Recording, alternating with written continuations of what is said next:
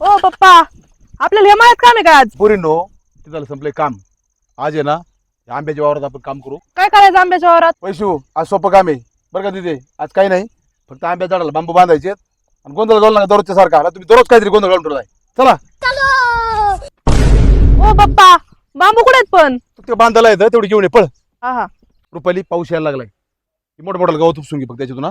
बर बर दिदे, तू पण जा वैशू बरोबर. मी मोठं मोठं गावात काढून घेते. बरोबर. अगं वैशू, कशामुळे बांधायचे ग बांबू आंब्याला? अगं दिदे, मला तर काय माहित कशाला बांधायचे, पण मला असं वाटतंय हे आंबे कोणी चोरून नेईन ना, म्हणून आपल्याला ना पप्पाने बांबू बांधायला सांगितले असते. हा वैशू, मला पण तसंच वाटतंय. दिदे, आपलं कसं आहे, आपण दिल्या भाकरीचे सांगितलं कामाचे आवर घे बांधून. पोरींनी बांधली का बांबू? किती झालीत बघावं लागेल. ए रुपाली, इकडे इकडे बघ पोरी काय करतात. अगं तुमच्या बापाने बांधले होते कसे बांबू? दिदे, चांगलं बांध बरं का बुडाला, झाड चोरीलाच नाही गेलं पाहिजे. अगं वैशू, तुझ्यापेक्षा चांगलं बांधते, तूच चांगलं बांध. अगो, दोनच बांबू सापडले आपल्याला, आता एवढे बांबू कुठून आणायचे? चल पप्पाला विचारू.